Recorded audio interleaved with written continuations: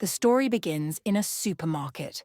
There, we see a handsome young man named Guy. He calls his wife, who is very angry with him. Guy tries to explain that the trip he had gone on wasn't for fun, but for business. He keeps trying to convince her with a bunch of explanations, but it's useless. His wife hangs up without listening. Bro, if your wife is cutting calls this fast, even Gio's call drops look loyal compared to her. After finishing his shopping, Guy goes to the counter to pay. At the counter, the cashier is checking the bill of a man named Tram. When the total is given, Tram finds he is short of 10 rupees. The cashier insists that the money must be paid, no excuses. Tram tries to convince her, but she refuses. So, Tram turns around and starts asking the people in line for 10 rupees. Nobody helps him, and Guy just stands there silently.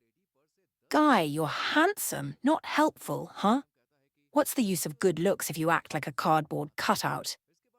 Then out of nowhere, an old lady steps forward and places a 10-rupee note on the counter. Seeing this, Tram says that the angels will surely remember her kindness. He then pulls out some of his own money, pays the cashier, and gives the old lady her note back. Before leaving, Tram places a coin in front of Guy and says, "Whenever you look at this coin, you will remember this moment." After Tram leaves, the cashier asks Guy if he has change for 10 rupees. Guy casually picks up Tram's coin and hands it to her. Wow, bro. Didn't even keep it for memory. Cold-blooded behavior unlocked. Still on the phone with his angry wife, Guy walks out to his car. That's when he sees Tram sitting by the roadside. Guy walks over and returns the coin, saying, "I can't keep what doesn't belong to me." Hearing this, Tram asks him, "Are you afraid of hellfire? Do you believe in our prophet Jesus Christ?" Guy replies that he doesn't care much about religion. He starts walking toward his car, but Tram follows him and asks, "Then what do you believe in?" Guy answers, "I believe in reality."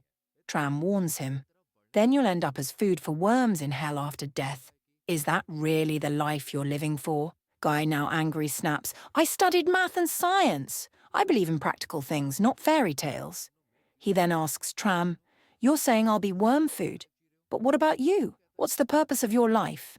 Tram mocks him and says, "Why are you even discussing all this with me? You believe in science and proof, right?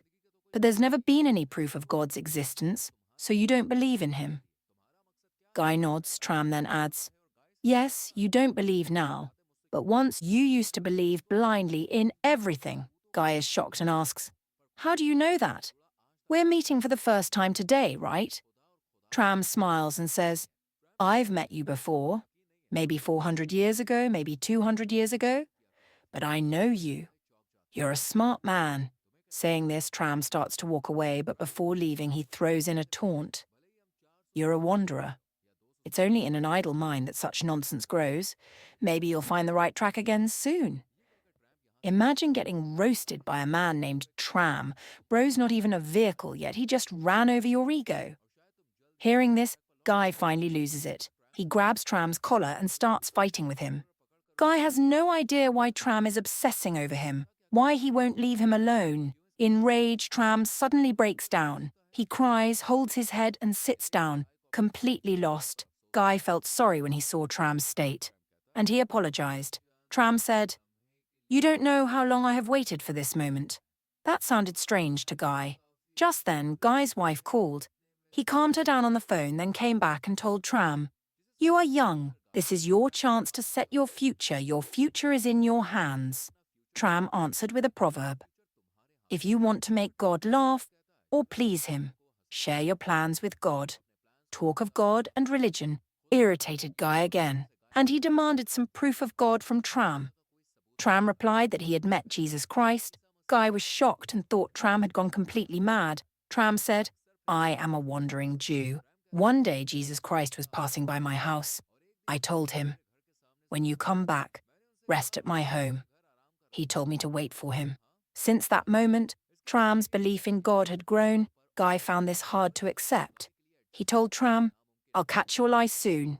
Saying this, Guy sat in his car and tried to leave. But he opened the car door, came back, and said, "If you are true, give some proof." Tram said he had no cloth, pot, or object from Jesus to show. Even if he did, nobody would believe it. Nothing lasts safe for 2,000 years anyway. Tram's calm manner forced Guy to pause and accept some of it. Guy asked Tram to tell him something about God that humans didn't know. Tram said, "What should I tell you? He was human like us. When I met him, I didn't know he would become God later." Pressed by Guy, Tram told the full story.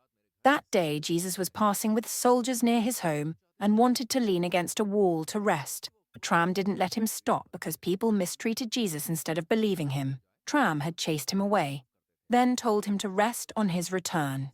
Hearing this, Guy said, "I'll give you money. Just give me the truth. Why should I believe a lie?" Guy asked if Tram felt any shame after behaving that way with Jesus. Tram said he had spent years repenting. He had become a priest for 100 years, but no angel came to tell him whether he was forgiven. That hurt him and made him angry at God. Tram told Guy that over the years he had worked many professions, so many he couldn't even remember them all.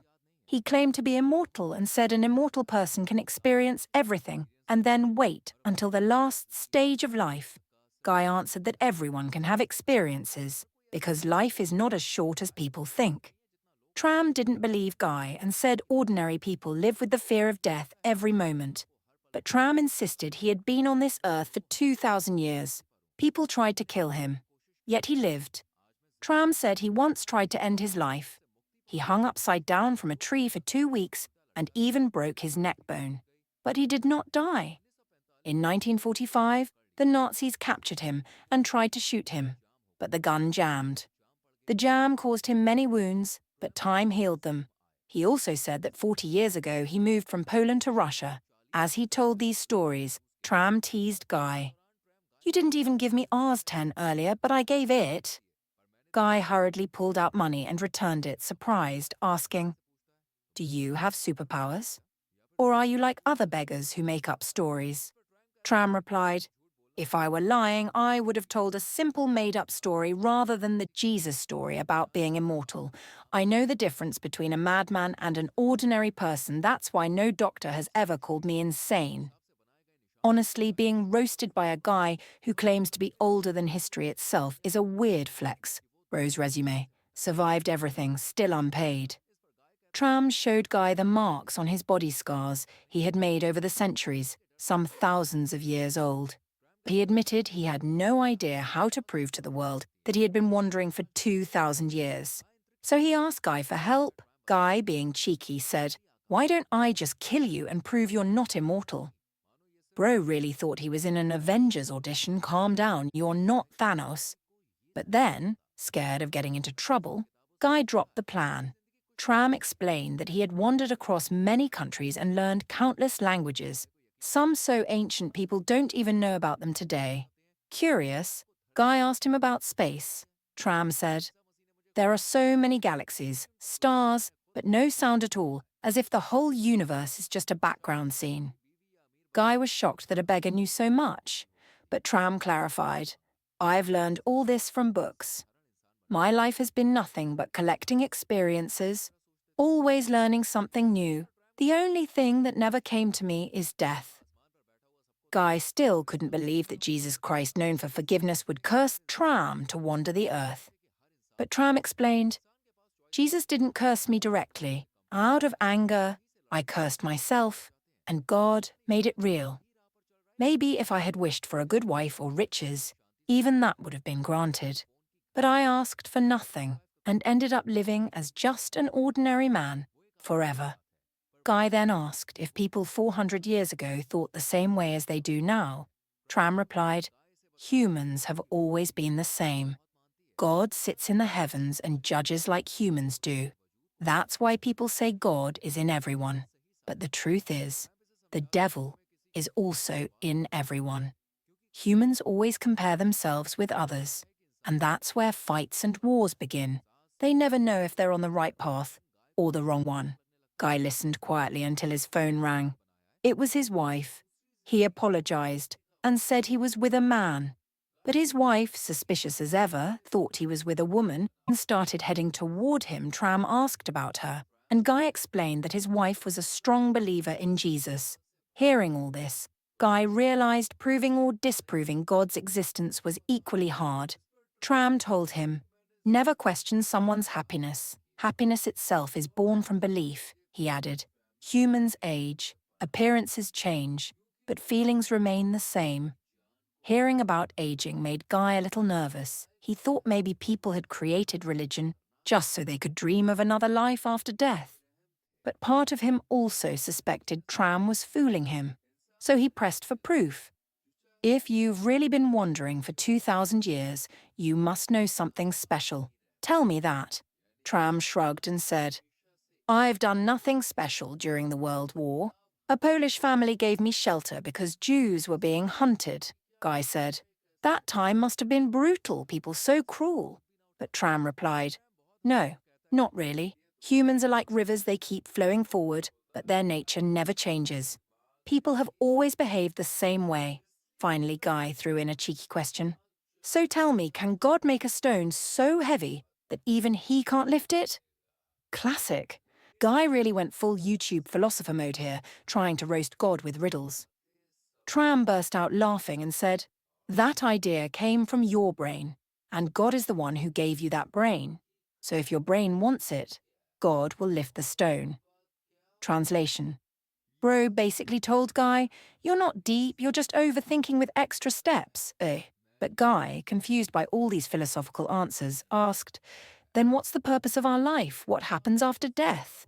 Hearing this, Tram sighed deeply and said, "Even I haven't found those answers till today, and I've had centuries to think about it. But if humans are God's creation, then surely there must be a purpose behind their birth. God is love. If you want to enter heaven, you must choose God." Just then, Guy's wife arrived. Guy, eager to prove himself, told her, "This man has met Jesus Christ."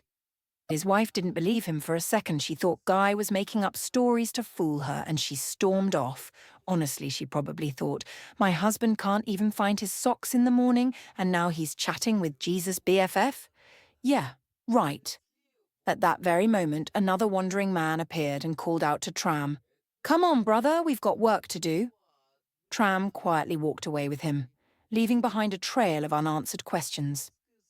Is God real? What is the true purpose of human life? What happens after death? And with those open questions floating in the air, the movie came to an end. Basically, the director said, "No answers for you, just vibes, now go home confused."